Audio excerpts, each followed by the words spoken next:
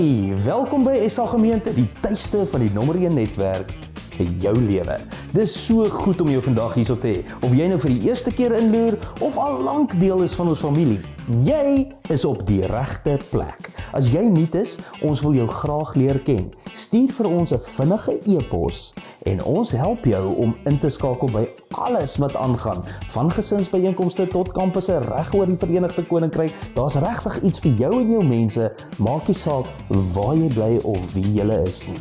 As jy SA Gemeente as jou geestelike tuiste sien, oorweeg dit om finansiëel saam te bou aan hierdie beweging. Dis maklik. Besoek net die webwerf, hierso onder aan jou skerm, en gaan na dankoffer. Jou bydrae help ons om lewens te raak, gemeenskap te bou en mense reg oor die wêreld te inspireer om Jesus te volg.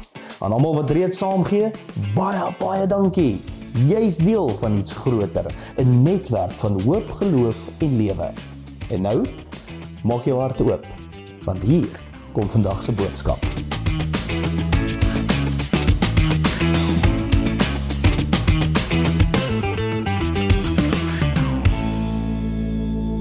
SA Gemeente, baie welkom by vandag se derde preek oor Noag en sy ark. Ek hoop hierdie reeks is vir jou sinvol en ek hoop dit maak vir jou regtig sin. Vandag kom ons uiteindelik by die sondvloed uit as ons die laaste deel van ons Noag reeks doen. Ons gaan nie die hele pad deur die verhaal gaan nie. Ons gaan nie uitkom by die droë grond nie. Ons gaan nie by die reënboog uitkom nie en julle behoort dit eintlik self verder te ondersoek. Ek hoop, een van die dinge wat hierdie reeks bereik het, is dat dit by julle hierdie begeerte wakker gemaak het om dieper te delf in die Ou Testamentiese verhale wat ons het. Spoiler alert, die sondvloed is nie die hoofpunt van hierdie verhaal nie. Daar's baie meer verse oor die bou van die ark as oor die sondvloed self. Die sondvloed is nie die kern van die verhaal nie. Ons raak soms so vasgevang in sekere besonderhede. Dit het beslis betekenis en die skrywers wil hê ons moet daardie betekenis verstaan. Hulle doel was egter nie om 'n stap vir stap verslag te gee van presies wat in hierdie omstandighede gebeur het nie. Om die waarheid te sê, wanneer dit by die verhaal van Noag en die sondvloed kom, dink ek die skrywer ek dink hy sou nogal teleurgesteld gewees het om te weet hoeveel tyd mense bestee om die omvang en grootte van die sondvloed te probeer bewys of om dit te probeer weerlê. Ek dink die skrywer sou sê, wag, stop, dit is nie die punt nie. Waaroor ek wil praat is nie het dit gebeur nie, maar wat beteken dit? Dis immers waarmee ons die afgelope paar weke besig was. Iemand het een keer vir my gesê, wel, as dit nie gebeur het nie, wie gee om wat dit beteken? Dan maak dit mos nie saak nie. Maar as jy daardie redenasie volg, sal jy ook al Jesus se gelykenisse moet weggooi. Asook elke ander verhaal waarvan jy nie seker is of dit letterlik gebeur het of nie. Dink maar aan die verhaal van die skilpad en die haas. Niemand redeneer oor wie die wedloop gewen het of presies hoe dit gebeur het nie. Jy glo dit omdat die lewe self bevestig dat die waarheid daarvan geldig is. Ons lewenservaring leer ons dat stadig en volhardend uiteindelik die wedloop wen.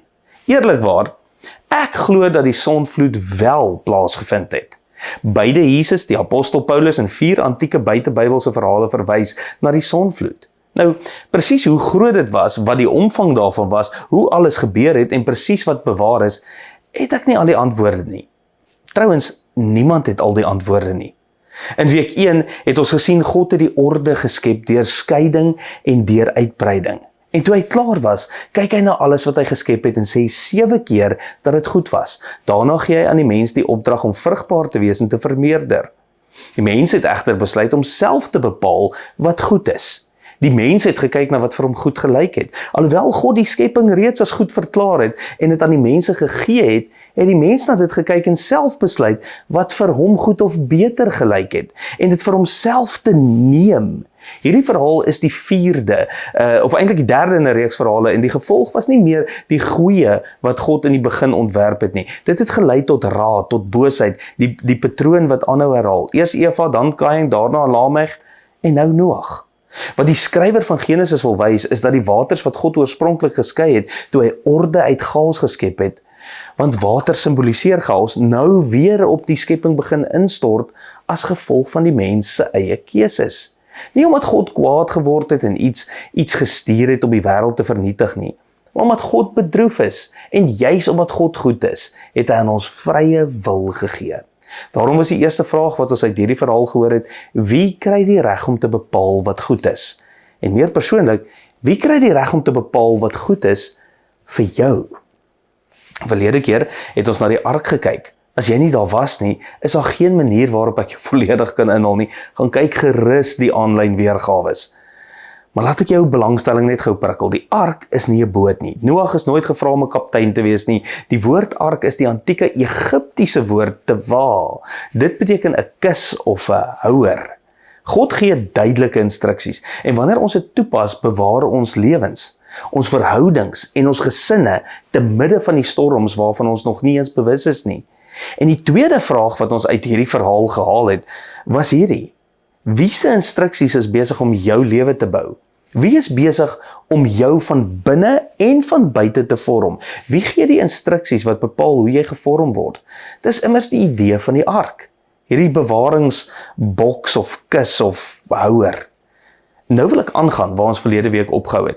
Ons het nie heeltemal tot aan die einde van hoofstuk 6 gekom nie. Ons het die afgelope 2 weke in Genesis 6 deurgebring, maar ons het nie heeltemal by die laaste vers uitgekom nie. En daardie laaste vers is belangrik vir die konteks van hoofstuk 7, waarna ons vandag eintlik grootendeels gaan kyk. Die heel laaste vers in hoofstuk 6:22 sê, Noag het alles gedoen net soos God hom beveel het. Al die instruksies is gegee en Noag het alles gedoen presies soos God hom beveel het. Nou, dit is uiters belangrik, want Genesis 7 vers 1 begin so: toe sê die Here vir Noag, gaan in die houer in, jy en jou hele huisgesin, want jou alleen het ek in hierdie geslag as regverdig voor my bevind. Hier gebeur geweldig baie, maar ons het eenvoudig nie tyd om alles te behandel nie. Laat ek net gou vinnig iets sê. Wanneer jy die Bybel lees, lees dit stadig en let regtig mooi op. As ons teruggaan na hoofstuk 6, sien ons dat dit die skrywer is wat vir ons vertel dat God se oë op Noag gerus het. Onthou, Noag se naam beteken troos of vertroosting. God wat bedroef is, laat sy oë op Noag, op troos rus.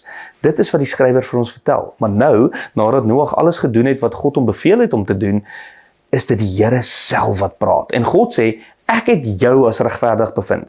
Dit gebeur na die bou van die ark. Dit is presies waarna die skrywer verwys, na alles wat pas in die voorafgaande verse gebeur het. God sê, jou alleen het ek as regverdig bevind. Daar is niemand anders nie. Jou alleen het ek as regverdig bevind. Tog is dit interessant, dat God Noag toelaat, meer nog, hom beveel om sy hele huishouding saam met hom te neem. En dit is nie al nie. Dit is nie net sy familie nie. God gaan verder, Genesis 7 vers 2, neem 7 pare van al die reindiere saam met jou. Ek wil hê julle moet mooi saam met my oplet. Genesis 7 vers 2 tot 4, 7 pare van al die reindiere, die mannetjie en sy maat, wat eintlik beteken die man en sy vrou, en 1 paar van die diere wat nie rein is nie, die mannetjie en sy maat, ook 7 pare van die voëls van die hemel, mannetjie en wyfie, om hulle nageslag op die hele aarde aan die lewe te hou, want oor 7 dae sal ek dit vir 40 dae en 40 nagte op die aarde laat reën. En elke lewende wese wat ek gemaak het, sal ek van die aardbodem uitwis. Die eerste ding wat uitstaan is hierdie getal. Herken julle dit? Ek het dit verskeie kere uitgelig. Ek hoop julle het dit raak gesien. Die getal 7, hierdie getal 7 kom reg deur die skrif voor. Hierdie lees ons van 7 pare reindiere, 7 pare voëls en 7 dae voordat die sondvloed sou kom. Ek het vroeër genoem dat God 7 keer gesê dat alles wat hy geskep het goed was. Die skepping van die wêreld ontvou oor 7 dae. Die getal 7 is die getal van voltooiing, die getal van volmaaktheid. As jy eers na die diere kyk, verteenwoordig die diere die land, dan verteenwoordig die voëls die lug. En dit alles is reeds in hierdie teks ingebou. En dan is daar die 7 dae. Die 7 dae verteenwoordig tyd, en meer spesifiek die tyd van die skepping. Die skrywer laat doelbewus klein leidrade vir ons agter. Hy strooi hierdie broodkrummeltjies vir ons uit. Hy gee vir ons subtiele wenke. Alles wys vooruit na iets wat op die punt staan om te gebeur. En uiteindelik word dit 'n tema wat ons dwars deur die skrif sien. God is nie klaar met die wêreld nie. Hy staan op die punt om 'n nuwe skepping voor te bring. Daarom word alles wat nodig is vir hierdie nuwe skepping bewaar. God kon nie eenvoudig alles uitgewis het en van vooraf begin het. Maar onthou, 7 keer het God verklaar dat alles wat hy geskep het goed was. En daarom versamel God juist daardie dinge wat die oorsprong van sy skepping was. Dit is die verhaal van Genesis 1, die dinge wat God geskep het toe hy die waters geskei het, die hemel gemaak het, die land gevorm het en elke lewende wese geskep het. Daarna beveel hy dat hulle in pare ingebring moet word, die mannetjie en sy maat of die man en sy vrou.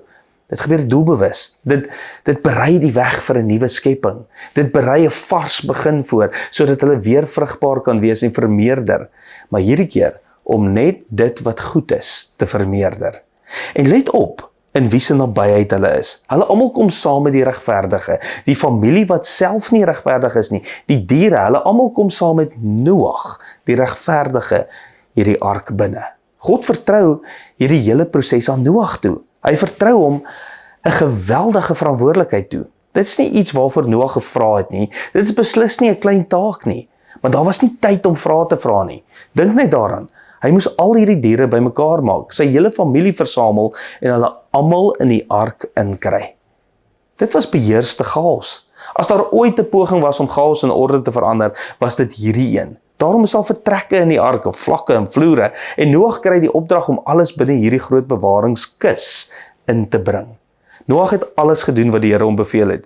Weereens sien ons herhaling. Hierdie herhaling is betekenisvol. Dit bevestig Noag se geloof en sy vertroue in God. God gee die instruksies en Noag doen presies wat aan hom opgedra word.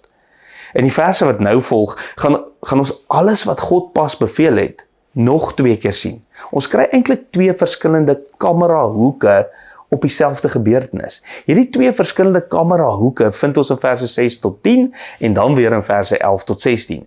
Ek weet dit is baie inligting, maar hierdie is regtig belangrik. Genesis 7 vers 6 tot 10. Noag was 600 jaar oud toe die waters van die sondvloed oor die aarde gekom het.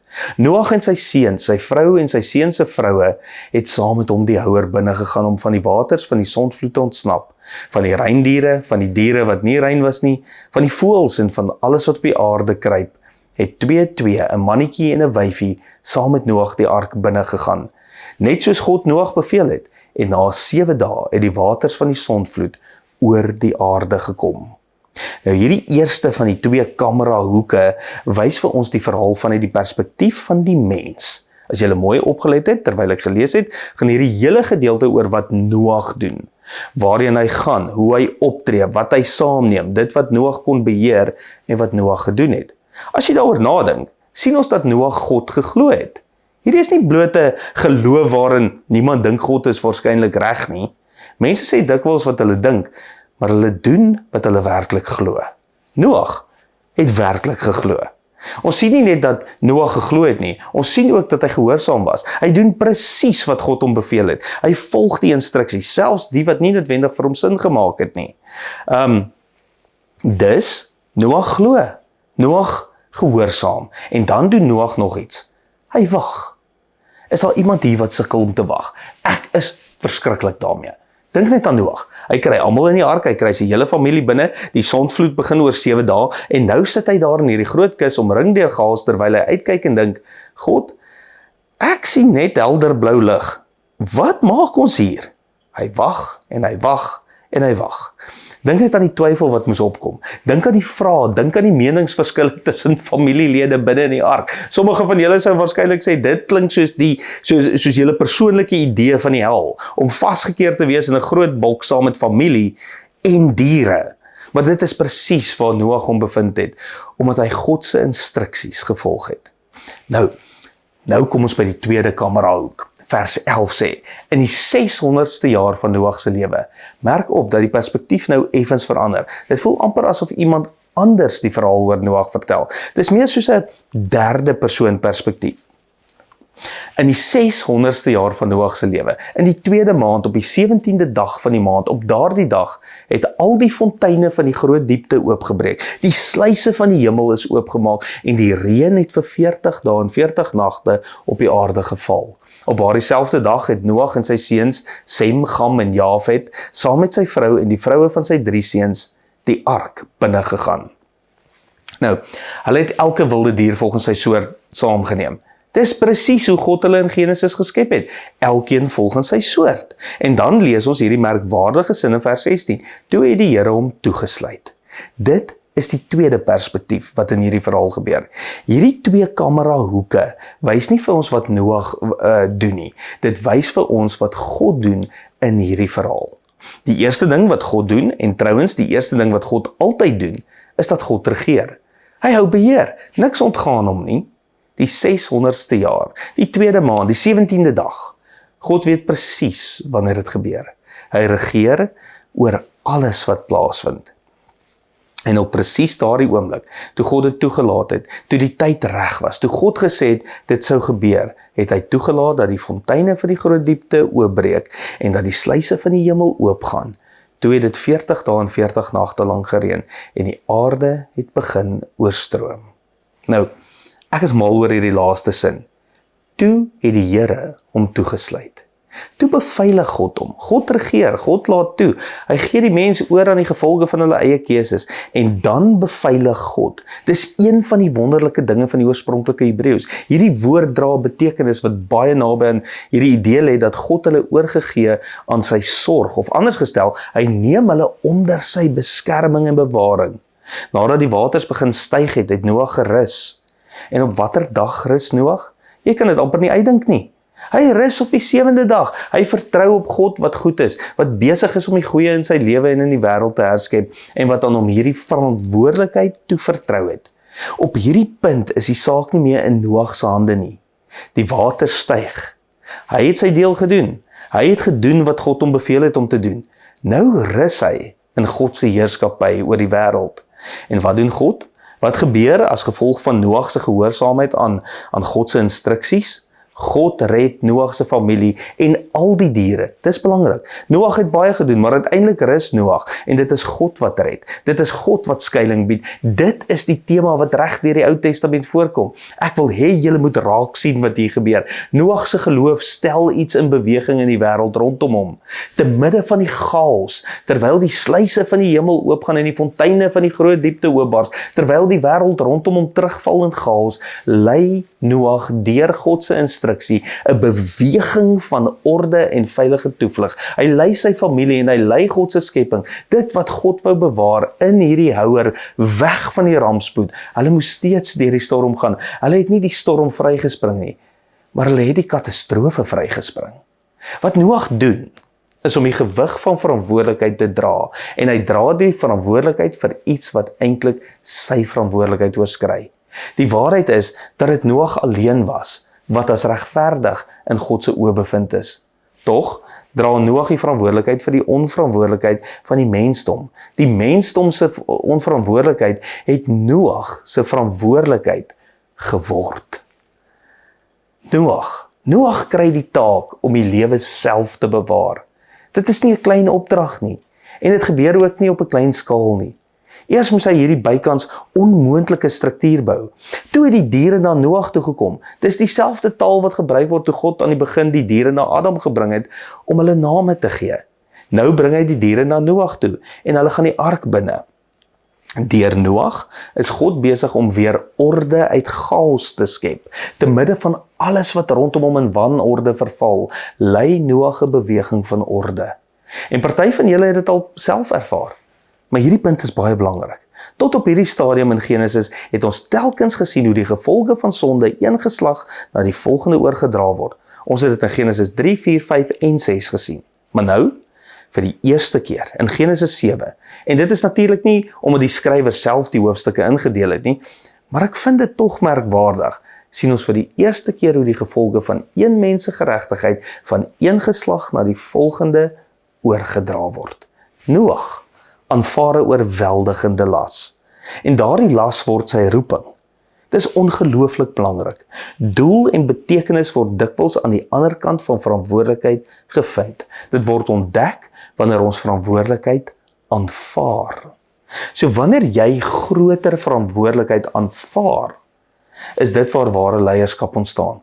Groter verantwoordelikheid beteken dat jy vir ander voorsiening maak en vir ander sorg. En wanneer ons groter verantwoordelikheid aanvaar, ontdek ons ook groter betekenis en 'n groter doel in die lewe. Kyk maar, alles wat regtig werk in die lewe is waar daar iets groter as jy is. Die Springbokke speel vir Suid-Afrika. Huwelike is vir mekaar die wat werk. Daarom dink ek die laaste vraag wat hierdie verhaal aan ons stel, is die volgende. Waar het jy die geleentheid om groter verantwoordelikheid op jou te neem? Noag hoef nie hierdie verantwoordelikheid te aanvaar nie. Net soos jy hoef nie. Dit was waarskynlik ook nie noodwendig wat hy wou doen nie.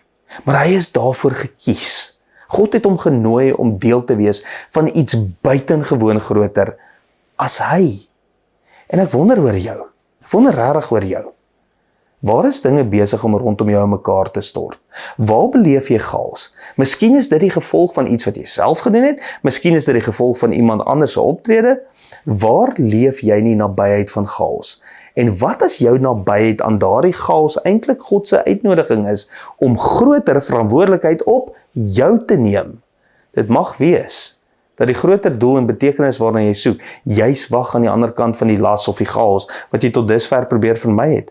En dalk is dit nie eens jou skuld nie, dalk is dit nie jou stryd nie, dalk was dit nie jou mislukking nie, dalk was dit nie jou onverantwoordelikheid nie, en daarom dink jy dalk by jouself, dit is nie my verantwoordelikheid nie. Maar ek wil hê jy moet vir 'n oomblik hieroor nadink. Wat is op die spel vir die mense rondom jou en vir die mense wat na jou gaan kom? Wat as die redding van 'n huwelik op die spel is? Wat as jy eenvoudig net moet doen wat God jou vra om te doen? Om in te tree en verantwoordelikheid te aanvaar. Miskien is dit jou eie huwelik waarin jy eerste moet gaan, eerste moet om verskoning vra, eerste jou eie aandeel moet erken. Nie om verantwoordelikheid te neem vir dit wat nie joune is nie, maar om verantwoordelikheid te neem vir dit wat wel joune is. Selfs al was jy die een wat seer gekry het, selfs al was jy verraai. Wat as die redding van 'n gesin op die spel is? Jou eie gesin, of iemand anders sin, of selfs jou groter familie? Wat as iemand se toekoms op die spel is? Jou kinders se toekoms, die volgende geslag? Wat as hulle redding deur God op die spel is? Nou moet my asseblief nie verkeerd verstaan nie. Ek sê nie dat jy enigiemand gaan red nie. Dis God wat red. Maar God gee dalk vir jou die instruksies. Hy nooi jou dalk om 'n verantwoordelikheid, 'n las of 'n stuk gaals op jou te neem, wat nie oorspronklik joune was nie. Wat as iemand se siel rondom jou op die spel is? Wat van ons gemeentes, ons netwerk van gemeentes? Wat as ons gemeenskap en ons kultuur op die spel is? Wat as die redding van ons wêreld op die spel is? Ek glo dit is. Wat as God ons nooi om groter verantwoordelikheid op ons te neem, om die regte ding te doen, om reg voor God te leef, om sy instruksies te volg en as regverdiges in ons geslag te leef ter wille van die redding van die mense wat naby ons is? Dink net vir 'n oomblik. Wat as Noag besluit het dat dit nie sy verantwoordelikheid was nie? Hy was immers die regverdige. Hy het die kus gebou. Hy kon nie eenvoudig self ingegaan het. God kon die deur agter hom sluit. Die waters van die sondvloed kon kom, terwyl sy familie buite bly staan en uitroep, Noag, jy het geweet, waarom het jy ons nie vertel nie? Waarom het jy ons nie gewaarsku nie? Waarom het jy nie ingetree en ons gehelp nie? Gaan die ark binne, jy en jou hele huisgesin, want jou alleen het ek in hierdie geslag as regverdig voor my bevind. Dit is waar. Een mens kan en behoort regverdig te leef ter wille van ander, en ander kan gered word as gevolg van die geregtigheid van een. Dit staan reeds op bladsy 7 van ons Bybels. Dit is nie 'n losstaande gedagte nie, dit is 'n sentrale tema van die een groot verhaal wat die Bybel van begin tot einde vertel, deur die Hebreëse skrifte en in die Nuwe Testament in. Wanneer ons verhale soos hierdie afmaak as onbelangrik, is dit byna ondenkbaar naïef, want hier lê die hart daarvan. Die geregtigheid van een bring redding vir baie. Die geregtigheid van die een lei tot die redding van die baie. Dit is die verhaal van die Nuwe Testament. Hoor my mooi, God nooi jou en my om regverdige dade te leef, om reg voor hom te leef, om volgens sy instruksie te leef. Jy red niemand nie, dit is God se werk. God is die een wat red, maar hy nooi jou om jou deel te doen en dan te rus in sy instruksie met die wete dat dit saak maak, en dit maak nie net vir jou saak nie. Jy leef nooit net vir jouself nie. Wanneer jy sê dit is my lewe, is dit nie net jou lewe nie. Jou lewe het baie groter betekenis as net jou eie klein bestaan. God wil daardie betekenis uitbrei. Hy wil jou doel uitbrei, en dit gebeur wanneer jy groter verantwoordelikheid aanvaar. Jy tree nooit onafhanklik op nie. Jou geloofsbesluite het 'n rimpel-effek wat jou toekoms raak. Jou toekomstige self sal jou daarvoor bedank. Dit het 'n rimpel-effek in verhoudings, dit het 'n rimpel-effek in kultuur, dit het 'n rimpel-effek deur geslagte heen. Jou besluite maak saak, jou bereidheid om verantwoordelikheid te aanvaar maak saak. Laat ek die vraag net effens anders stel. Waar het God jou reeds toegerus om groter verantwoordelikheid op jou te neem? Dit kan beteken dat iemand naby jou van 'n katastrofe gered word, iemand wat 'n storm in sy of haar lewe tegemoet gaan. Wat as God jou wil gebruik as deel van sy groot reddingsplan? Sy nuwe skepping in jou lewe en in die lewe van mense rondom jou. Sy nuwe begin vir mense wat in een of ander deel van hulle lewe 'n nuwe begin nodig het, omdat jy bereid was om 'n las of verantwoordelikheid op jou te neem wat nie noodwendig oorspronklik joune was nie, maar waarvoor God jou toegerus het om iets te doen wat net hy deur jou lewe kan doen. Ek glo hy doen dit. As jy vandag hier is, of dit jou eerste keer is, of jy by een van ons gemeentes is, of iemand vir jou hierdie skakel gestuur het, dan is die kans goed dat daar iemand is wat baie vir jou omgee. Iemand wat jou lief het, iemand wat probeer doen wat reg is, nie net vir God nie, maar ook teenoor jou. Hulle wil hê jy moet weet wat kom. Hulle wil hê jy moet die katastrofe vermy. En jy kan dieselfde vir iemand anders wees. Jy kan vandag daardie persoon wees vir iemand se lewe. Miskien vir iemand se huwelik, miskien vir iemand se gesin, miskien vir iemand se finansiële toekoms, miskien vir iemand se persoonlike welstand. My gebed is dat jy, soos Noag, ja vir God sal sê, dat jy alles sal doen wat die Here jou wys en jou beveel om te doen, sodat hy deur die geregtigheid van sommiges die redding van baie tot stand kan bring. Amen. Here, dankie die merkwaardige verhaal kan sien hoe Genesis 1 en hoe Genesis 6 en 7 weer by mekaar uitkom, hoe die sirkel voltooi, hoe die sewes uitspring. En Here, hoe u grootheid ons omhels. Here, help ons om te let op wat ons verantwoordelikheid is, om te let op die instruksie wat u vir ons gee, en om dit te leef. Help ons om aan iets vas te hak wat groter is as onsself, in 'n wêreld wat net oor die individu gaan, en net oor ons, en net oor alles waarby ek is.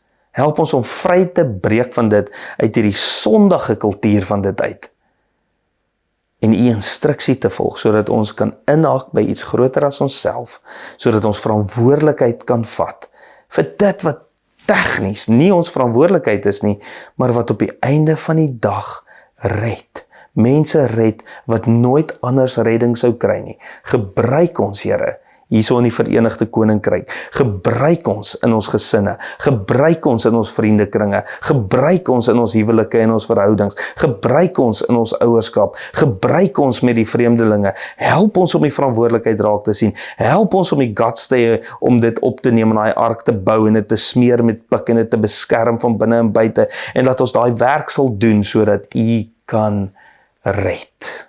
Here, gebruik ons. Amen. Ek seën jou in die naam van God die Vader, wat hierdie wêreld geskep het, wat hierdie wêreld aanhou skep, en wat hierdie wêreld nog steeds gaan aanhou skep, sodat dit wat hy gemaak het, goed is. Ek sien in die naam van Jesus Christus, wat vir jou kom wys het, wat is goed, en hoe om verantwoordelikheid op sy lyf en sy lewe te neem vir iets wat nie sy verantwoordelikheid was nie, maar wat die hele mensdom red.